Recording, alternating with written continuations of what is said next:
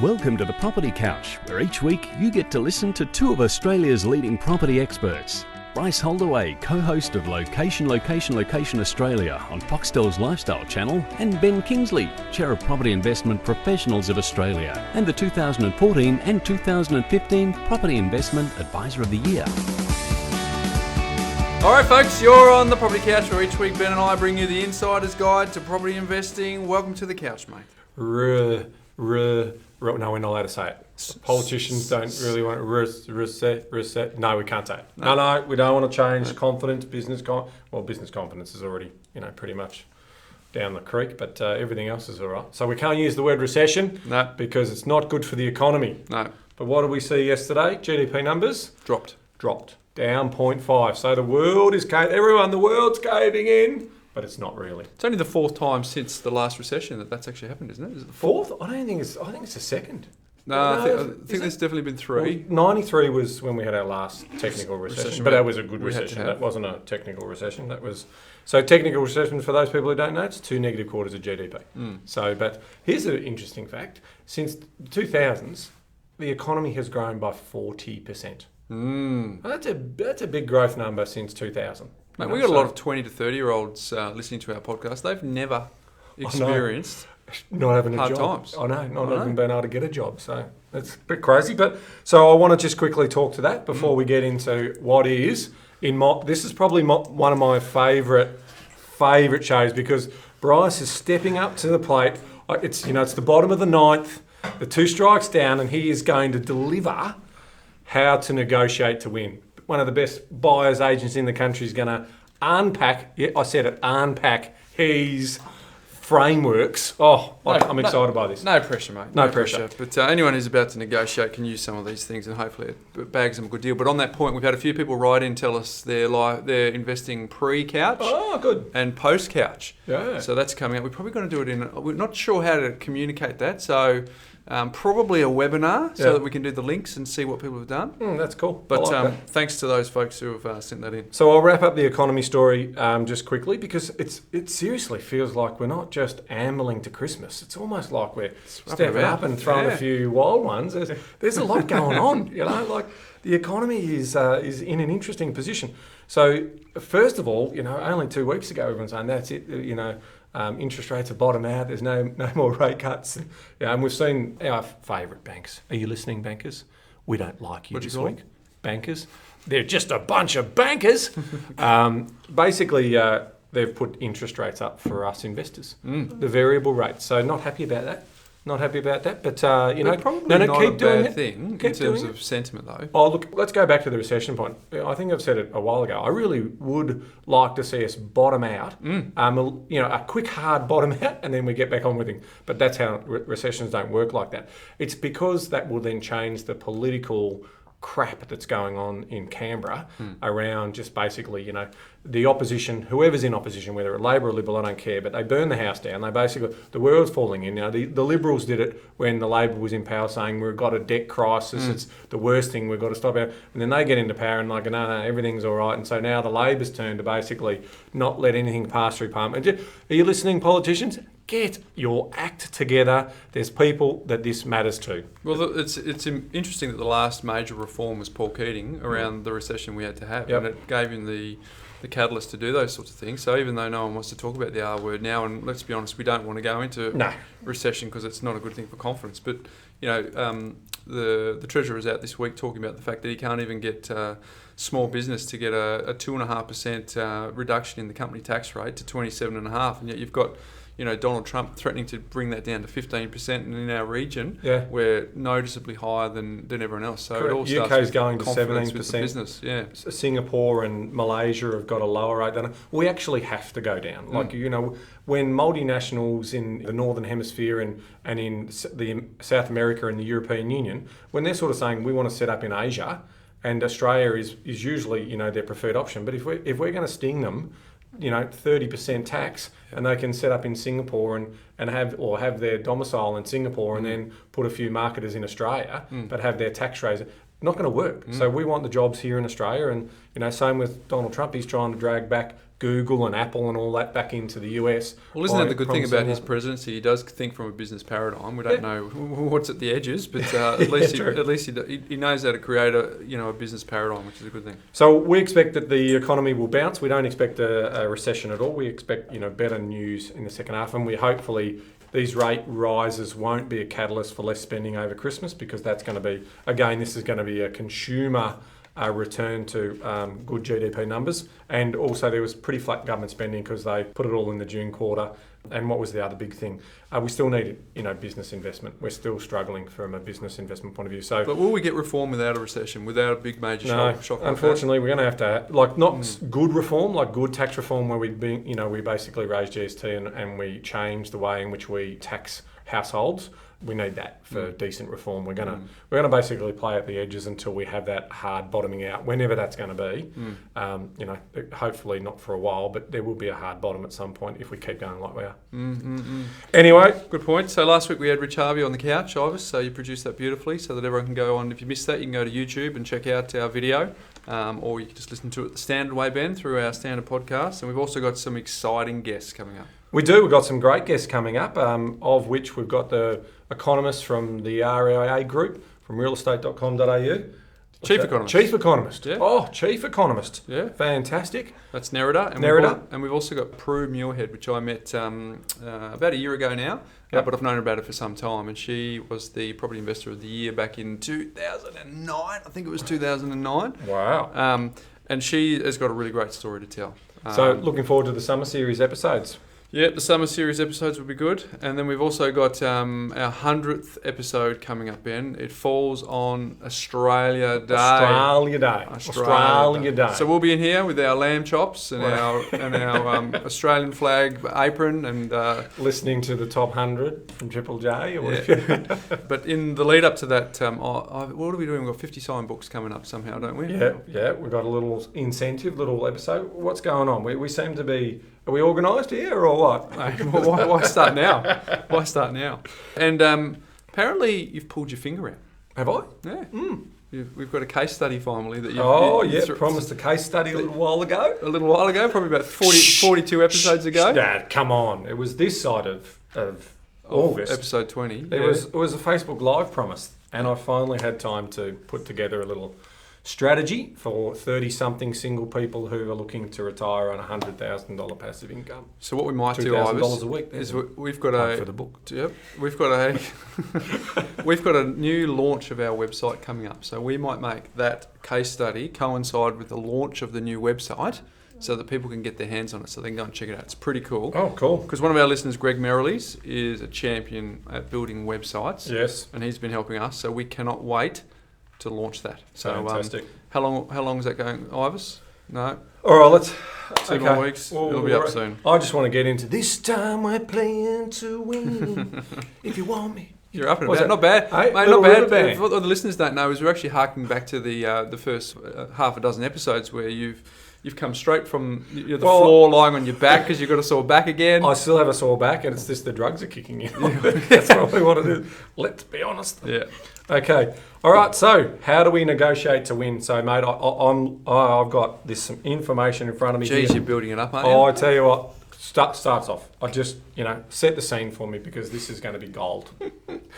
Listeners, we're really starting from a high. Let's hope it stays there. But obviously, part of my role is that I'm negotiating all day, every day with real estate agents to try and secure properties for clients. So there's just a few tips that we're going to give today, Ben, to help people get what they need if they're in the marketplace coming up. But I think the first thing to remember in a negotiation is that you can negotiate everything. A lot of people who aren't familiar with negotiating tend to not know how to play the rules and sort of tend to take at face value. When you go to an Asian holiday and you get there and you want to buy your singlet or your DVD or your CD, you're negotiating all the time. Absolutely. Best price for you. But isn't it amazing how some people feel really uncomfortable coming from Australia, going into that environment and negotiating? Because we walk into the department store and it says it's $12.50. We walk up to the checkout and we pay it. Yeah. We don't go, I'll give you $12. No bartering. That's right. But no bartering. So when it comes to real estate, just remember everything is negotiable. And I think, you know what, the reason why I think people don't think it is negotiable, because it's a big contract. And they think that, contracts are firm because it looks all formal and they haven't really bought something with detailed contracts before. But yeah, absolutely. Well, we take a deep breath every time there's more zeros at it, isn't it? If I go to the shop and spend $1, don't even think about it. If I go to the shop this week and $100, you start to think, if it's 1,000, all of a sudden the heart rate goes up, and then so now we're talking in some cases adding zeros to be $1 million, and it's just a lot of money, and people will take a really deep breath. So everything is negotiable when it comes to real estate. So you're talking about price. So price is always negotiable, and most people get that. Settlement terms are negotiable. So you can potentially negotiate on settlement. You can negotiate deposits. You can negotiate potentially access prior. It's really important to understand. And how do you put those clauses in? Well, our professional recommendation is you get someone to help you draft the clauses before you put them in. If you put something in that's loosely worded, then it's not necessarily going to be ideal, and it could be challenged if there's any conflict around the contract. In some states, you've got to have professionally worded clauses anyway. You can't put your own in. So everything is negotiable. But besides price, settlement. So recently, I had an agent ring me and say, I've got this client potentially who wants to sell, but they don't really want to settle. They don't really want to sell because they haven't bought anything yet. And because we're an investor, I said, why don't you tell them I'll give them a 6-month settlement? And they're like, really? I said, yeah, we'll lock in today's price. We won't make interest payments for 6 months, and then we'll settle in 6 months' time, so that person has certainty of the deal. In Victoria, you've got a Section 27, which you can early release the deposit, so they can use that deposit to go and buy their next one during that time.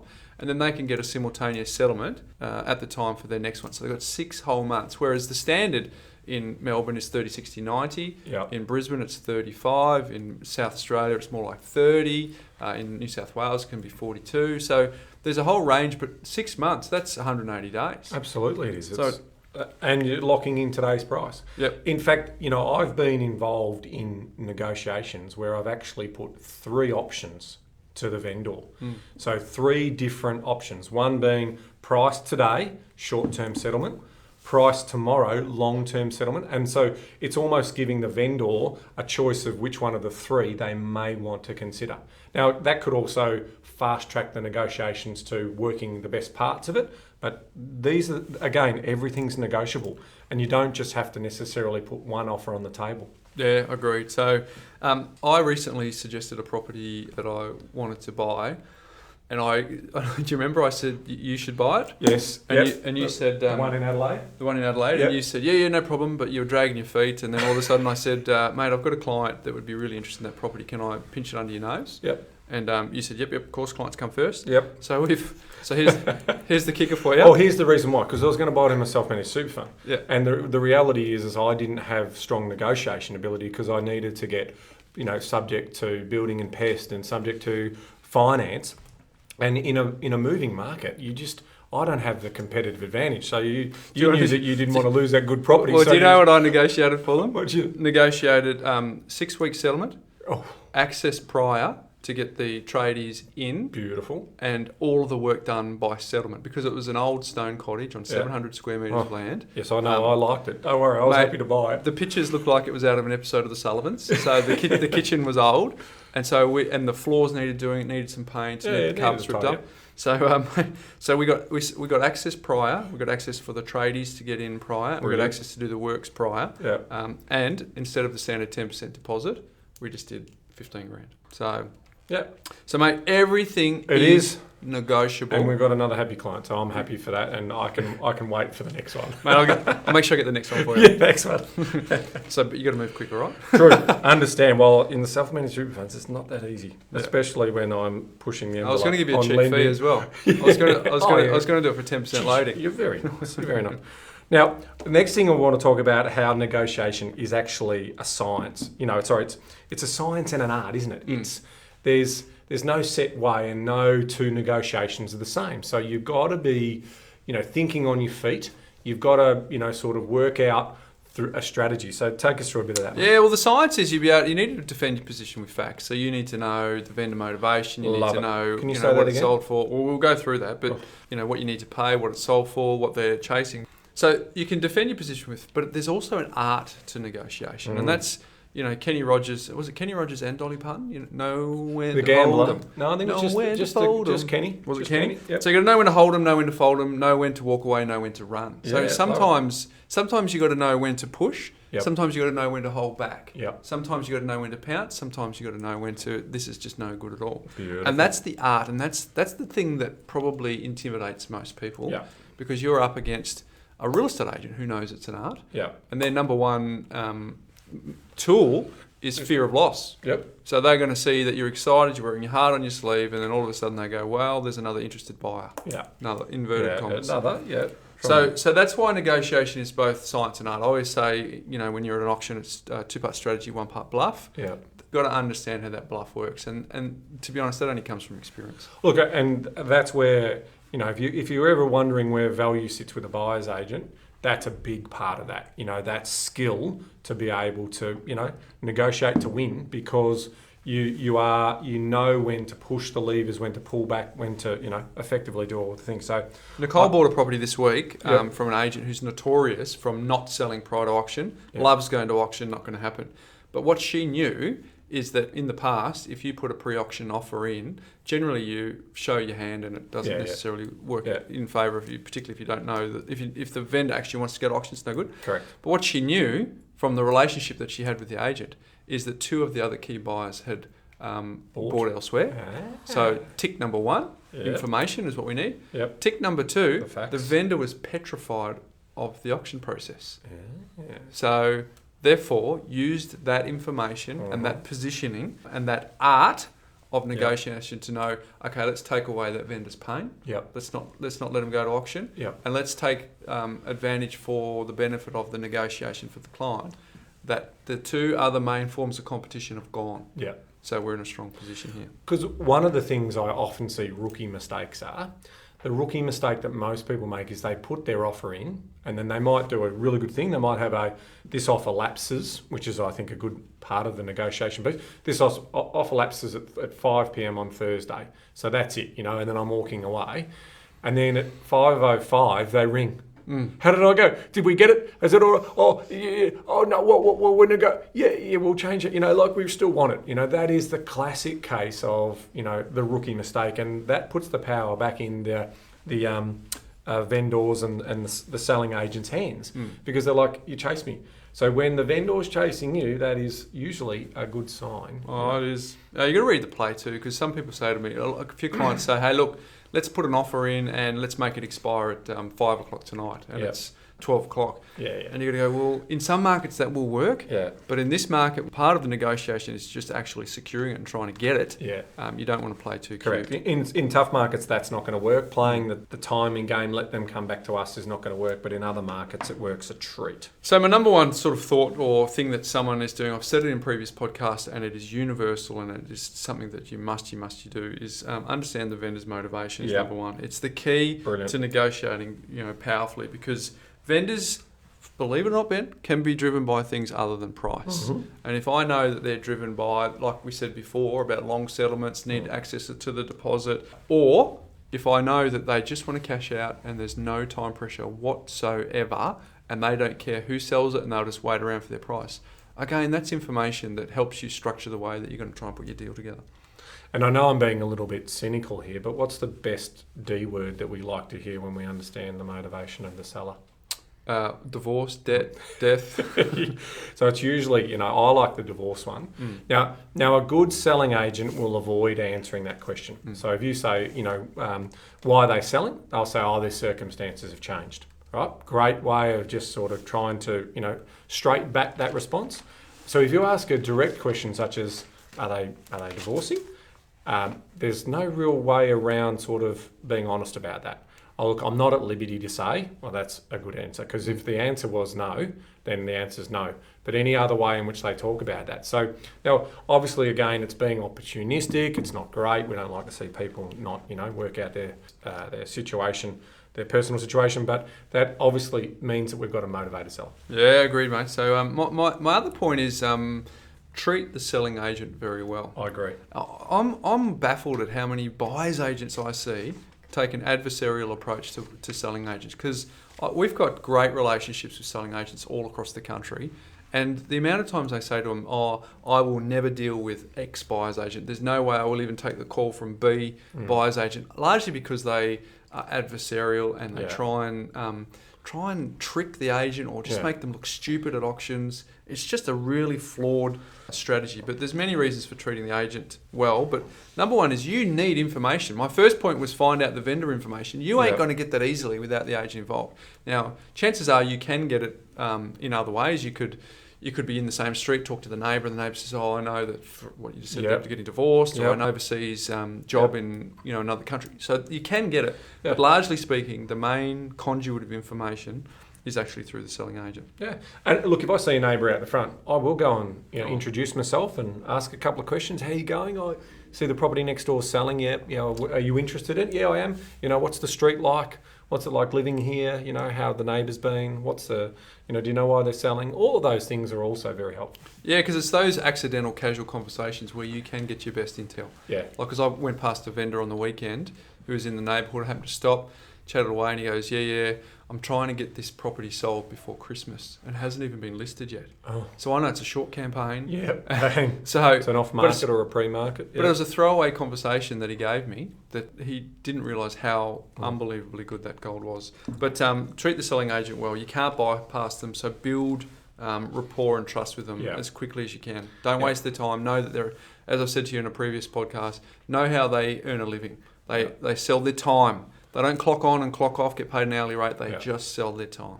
Yeah, and if a reputation point of view, if you're going to say one thing, you want to do it. There's nothing more frustrating and I suppose rapport smashing than to renege or to do something that you said you weren't going to do. So, and that's where reputation then comes into it. So now you might think that that's all right. I'm only buying one property. It doesn't really matter.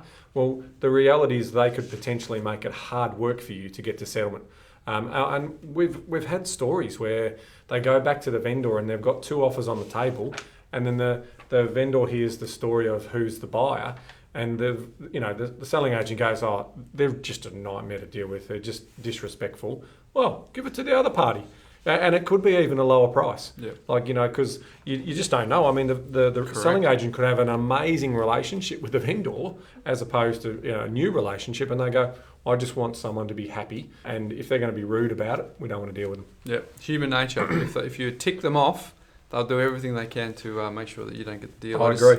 I had an agent in Brisbane that I was talking to recently, and I mean, we've got the upper hand in any negotiations in Brisbane at the moment because we've got long-term confidence in the Brisbane market. We do. But short-term, they've got a rental oversupply, right? Yep. So if we find a good property that we want, we're in the box seat. And as long as our clients understand that there's going to be some, short-term headwinds. Well, what we do is we allow for those headwinds in terms of our rent returns, so that we're actually getting that to where it should be. Yep. Now, this agent got his nose out of joint because we all of a sudden. He actually lost the commission on a property that he was dealing with because the owner decided, because we didn't get a sale, we're going to put it back into the rental pool. And he started getting grumpy at us, and he sent me an email. So I actually jumped on the phone and front-footed it. And I didn't have to because, to be honest, the facts of the matter are, boo-hoo. I mean, as a buyer's agent, we're getting negotiation tactics up against us all the time, and we're buying in fast-paced markets. So as buyer's agents, it's like if we cried over spilt milk, we'd be doing it every day. Yeah, that's right. But this poor agent, felt like he'd been jolted. So I got on the phone, and despite the fact that I could have sat there and told him that just suck it up, mate, don't be a princess, the reality was we are a business that values the relationship we have with our agents, and we wanted to mend that bridge. So it took some time to understand how he was going. And so the end of that conversation was very strong. He's still a little bit annoyed by what went down, but he will still use us going forward in the future. Yep. And so I say to all of my team that the agent is an asset. They're not the adversarial. If you want to get access to the best off markets, if you want to get the best deals done on behalf of your clients, you've got to treat them well. So if the very best agents, the very best buyers agents, Rich Harvey, he'd have a great relationship with all of his selling agents. If that's what they're doing, you as the buyer should be doing exactly the same. Correct. Get the rapport and build it well. Yep. Yeah, and don't give away all of your cards. Know when to hold them, know when to fold them. When the agent, because the selling agent, the first thing they want to do is know your story, right? How much have you got to spend? Blah blah blah. So always set that lower than what your stretch or what your full range is. But definitely say, look, this is what we're looking for. We're looking for a 3-bedroom, 2-bathroom with a backyard or whatever it may be, because that's where we think owner-occupier appeal lives. So that's great. And then help me out here. And, great selling agents don't like to see others miss out. And, we've got stories where they've then rung the underbidders or whatever and said, look, I do have another opportunity, or I know another agent who's got another property, and I really think that'll be great for you. I mean, that's quality. And as I said, they're not. We don't have to be adversarial. There's definitely a couple of ordinary real estate agents out there, but the majority of them who are going to be long-term and who are successful are the ones who work with integrity and basically, try to get the best win-win outcome for all parties. Treat the selling agent well, folks, is a very, very good negotiation. What's number 3, mate? Well, understand how the vendor prefers to sell. Yep. That example I talked about before, where the agent or the owner was very frightened of the auction process, that's what you want to know. Or if for example, there's an agent here that I deal with regularly who loves the ego, he loves the activity, he loves the notoriety that comes from doing an auction. Yep. So he has to have his arm fully twisted to go to his client and recommend that he should sell it prior to auction or private, because he wants game day. He wants the street theatre. Yep. So if I know that, I know most of the, first of all, I say to him, look, hey, is this one going to run through to auction? And I can tell by his reaction, absolutely. I said, mate, if it doesn't, let me know. Because what I don't want to do is give a pre-auction offer that will only serve to give him evidence of where his buyer inquiry is at and knock me back. So I need to make sure I hold that back as much as I can. So don't waste your time making pre-auction offers if an auction is inevitable, and you need to be able to work that out. I agree. And if we're going private treaty, understand why we're going private treaty. Usually, if there's strong demand in the location, it's crazy not to try and get an emotional price for the property. By going private treaty, it's usually a discount off the offer, or maybe offers slightly above, but usually they fall below. So the agent's basically telling the vendor, we've got a bit of interest, but we don't have an interest that will potentially run at auction. Whereas if we've got a lot of strong interest in a location, usually they'll go to auction. Melbourne's the auction capital of the world, and that's because people are used to it, and in the inner city areas it goes really well. The outer city areas, it doesn't go well at all because there's not that level of interest, so they go for a private treaty. Yep, agreed. So sometimes it's better in competitive environments to go to auction, because I want to know what the other guy's prepared to pay. Correct. Particularly if it's in the last week. Otherwise, the highest and best offer scenario when there's 2 or more, particularly if there's another buyer's agent involved, that's not a good scenario. And it's transparent, isn't it? Whereas if you have one of those sale by set dates and you've got to put your first and best offer into an envelope, I do not like those at all, because I think I've used this example before, but I was buying a property in Sydney probably about 18 months ago, and our offer was $697 and the winning offer was $742. Now I was out at $697. Their offer, they could have picked up the property for $710. Okay, or $698. Yeah, or $698. They've gone miles over and paid an extra $50,000. So I get that's potentially for the benefit for the seller and the selling agent and the vendor. But my point is, I want transparency. Mate, my first job out of uni was an insolvency gig when I was back in the accounting days. Yes. And I had to walk into, the first one was to walk into 2 Toy World stores. I'm fresh-faced now as a 40-year-old. Can you imagine what I look like back as a 20-year-old? Mate, I walked in, I said, you no longer run your business anymore. We've frozen your bank accounts. By the way, it's, white with 2. But my second job was where we had to sell a boat through tender. And it was the difference between the second highest price and the top price was $120,000. Wow. Through just that tendering process. Yep. And for me, I remember at the time, because of the nature of who I am, I felt really bad. I almost wanted to go to the guys and say, can't we just ring this guy and just shave that by, $70,000? Because that's just unreal. And but obviously I didn't have the art of negotiation back then. But that's why I prefer, in some cases, where I know that there is interest, I want to know at auction what they're prepared to pay, because I can use some of my own strategies to try and intimidate them. Because there's a real risk in property that whatever you pay actually doesn't have support in terms of comparable sales for the valuer. So you might have paid $742 in my example, and they come back and value it at $710. Well, that's actually a risk for an off-market, isn't it? Because when the valuer does a valuation, they see there's a campaign and they see it was sold at auction, they know that there was someone $1,000 less. Mate, beautiful goal. Let's keep going. So number 4, be realistic about pricing. Yeah, mate, that's don't lose sight on how much the property is really worth. And by that, I mean people get caught in the negotiation game. There's sometimes when I just look at a property and just go, I'm not going to win the negotiation here by being cute on price. The only way I'm going to win the negotiation is the big picture of the client is getting it. Yeah, it's such a great property. We talked about it the other day. All the time. When you talk about a suburb might perform, but all of a sudden there's a particular property in that suburb that you must have. Yeah, you've got to do what it takes to buy it. Yeah. And in some cases, that isn't sort of telling your mates at a barbecue that you should have seen how you slogged out with this agent. It went for 5 days. You might just have to actually pay more than the listed price just to get it. So what's price and what's value? Yes. Because if we look at the two differences, if I know that a property stacks up, north-facing backyard, it's in the best street, tree line, it's got a beautiful floor plan, it's a walking station to the village, all the lifestyle everywhere, it makes sense that I just secure it. Yeah. And that's also, obviously you're working on behalf of the buyer. So you're also, in explaining to them why. Look what it sold 10 years ago, 20 years ago, 30 years. Like, look, this thing is a scarce asset. It's got owner-occupier appeal. It is over the top, and this asset, we're going to have to pay for it. So we can try and be cute and miss out. It's a bit like, the sports analogy where you got to lose one to win one. So our job is, to try and say, no, this one is a scarce asset. It is absolutely worth going for, and we're not going to get it cheap. We're not going to get a bargain here. We're going to have to pay to secure this one. Yeah, because as a Freo supporter, I can confirm that you don't have to lose one to win one, because we didn't win one the next year. But mate, you got to win the war, not the battle. Yep. Great properties often require a premium. Yep. Yeah. And playing the long game, the next person, if we ever do sell that asset, is just going to also, we were talking about this the other day about supply and demand. It's everything. It's absolutely everything in terms of final price.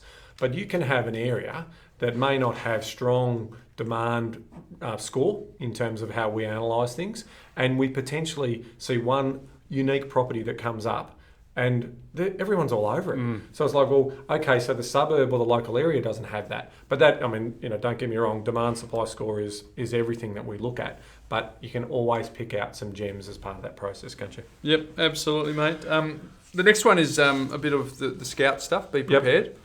Now, the way that you can best be prepared for negotiation is to check out auction results and attend as many auctions as you can so that you can understand what that works like. But get the contract reviewed as well so that prior, there's nothing worse than getting a deal done, then getting the contract reviewed, then you go back. It's a really bad negotiating position. And it helps, once you know all of that detail, you'll know value, not price, and then it'll help remove the emotion. So it'll help you get it done. Well, again, it's all about knowing the facts. It's all about knowing the facts in terms of what you were saying before. Line your ducks up and get everything right, because you will, if you win it, you might even have this buyer's remorse piece that some people experience. Oh, I've probably paid too much. No, you didn't. Not if you've done your homework properly. And if you do have that split second of buyer's remorse, you'll move on from it pretty quickly. So I totally agree. I mean, if you can get all the information right, do all your due diligence, because remember, this is a high value transaction. You can't pick up cheap properties anymore, not in the good areas anyway. So make sure you're fully prepared and know what you're getting into. Mate, do you remember when you've negotiated and you've had this desperation for this one property, and you just so have all of your energy and your thoughts and wanting to get it, versus that time when you're sitting there and you're going, should I get that one or should I get that one? And just the sense of anxiety that's taken out when you do have that sort of second option. Yep. That's my next negotiation tip. You need to have a viable plan B, an alternative option, and communicate that to the agent, because what they want to do is, in some cases, they want to have a position of almost arrogance that they know they've got plenty of buyers on it, But they lose some of that when they realise that those buyers could be wandering elsewhere. Yeah, agreed. So, you don't win every auction. You don't win every negotiation. No. So if you want to remove some of that desperation that comes from, having all your eggs in one basket, you do need a viable alternative or a plan B. Oh, I totally agree. I mean, how many auctions how many properties did we miss out on last month? 18. 18 properties. So part of me says, we've done our due diligence, this is what the property's worth, but someone was prepared to pay more. But from our point of view, this is all investment properties that we're buying. So we've worked out a walkaway price. And at that point, it didn't represent investment value. So why would we be paying 2020 prices for this property now if we didn't feel it was worth that? So I think that's testament to doing our numbers, doing all of those things, and then sort of saying we have a plan B, and that is ultimately there's going to be another property that does come up, we move on. That's what investors have got to remember, don't they? It's not, they're not going to live in it. They don't have to. If they miss it, it's just a bricks and mortar bank account. You just get the next one. Yep. And in my experience, and I've been doing this for 18 years, at the time, as disappointed as you get that you miss them, when you actually do secure the property. I mean, Nicole secured one this week and she'd missed a couple and then got the one that actually, it was a cracker. Yeah. And it was like, that's the one. And even though there was enormous disappointment that came from missing those ones before, that was just perfect for it. And I've seen that so many times now that I just get a little philosophical about it. I don't like losing. Oh, no, we don't like losing, but that's... if we do, it's it just means that the next one's around the corner, which is slightly different to negotiating for the family home because... quite often that viable plan B doesn't really exist, does it? Mate, so this is awesome. This is fantastic stuff. So, there's 7 great points. Do we want to roll through them again, or is there anything more you want to add for us? There's just one more I want to talk about, and that's just, you've got to leave something on the table. So if you've got the vendor on the ropes, give them a win. If they've got you talked about divorce, you got them on the ropes and they've got to settle. Yep. Give them a shorter settlement. Give them a lease back. Give them unconditional that gives them... Give them something so that we're aiming for a win-win here. The art of negotiating. Yeah. Brilliant. Love it. So recently I did give a lease back to an owner.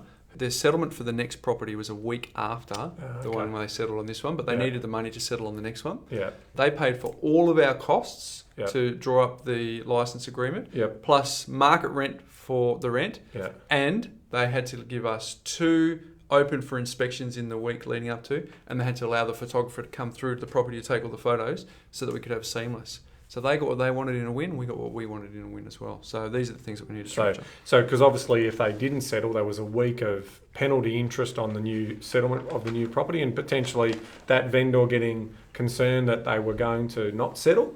And there was legal ramifications of that. So, mate, they're a young family. I don't want, I said to my client, let's not just butcher them here. Let's get something out of this that works for them and it works for us. So one of our listeners reckons we don't give a summary, Ben. So we'll give a summary. Okay. So can I summarise? Yeah, mate. Understand the vendor's motivation.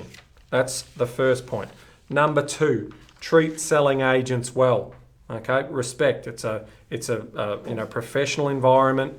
Negotiate hard, but negotiate fair. Number 3, understand how the vendor prefers to sell. Okay, understand their selling strategy, why they're going with the selling strategies that they are. Number 4, be realistic about pricing. Very important. If it's worth what it's worth, and if it's a great property, you're going to have to pay for it. Number 5 is be prepared. Get all your ducks lined up in a row. That's really important. Number 6, have a viable alternative. Have a plan B. And number 7, leave something on the table. Make sure that you walk away with everyone feeling like it's been a good outcome. Yeah, very good, Ben. So there's a few things, mate. That's gold. That we apply each and every day here in the business when we're negotiating on behalf of clients. So, fantastic. That's amazing. So there we go, folks. Hopefully that helps you if you are about to enter into a negotiation or go to auction this weekend, and keep in mind some of those things. Now, the other thing to keep in mind is you can join the conversation at Twitter, at Facebook, at Instagram. Our numbers are getting quite good, Ivis, in terms of people following, knowing when our episodes actually come out. And our chase for Tim, how's that going in terms of our reviews? We're going for 300. So again, if you've got an opportunity just to rate our podcast, we'd certainly love to hear from you. But mate, it's all you. It's all me. This is all this mate. People, I reckon people. Do you know on the podcast say you can fast forward every 15 seconds? I reckon most people just get on. They fast forward just to get to this bit. They do, because it's pretty ordinary, isn't it? Let's be honest. All right, so I was talking to someone in Bulgaria this week. So I'm going Bulgarian. Mate, is there a backstory there? Why are we talking to Well, because of the developers. We're behind the scenes. We're doing a lot of work for our podcast listeners on new research and also money. I don't want to give it all away. Yeah. That's for next year. But so there's some pretty good, computer programmers up in Bulgaria. Is there? So back of clock sort of late night chats and early morning chats and so forth. So we're off to Bulgaria. Shout out to Georgia up in Bulgaria. And here we go. So it's basically see you soon. It's do sokoru. Do sokoru. Nice. Do sokoru. Thumbs sokoru. up. Do sokoru. See you soon. I always reckon your first one's your best. Is it? Yeah, and then as you practice, it's sort of like your golf swing, I'm trying to work it out, aren't I? Similar to my golf swing. Let's be honest. We'll stick with the first one, but there you have it, folks. If you're in Bulgaria, you'll know exactly what Ben was talking about. For the rest of us, we have no idea what he just said. But until next week, Do sokoru. Do sokoru.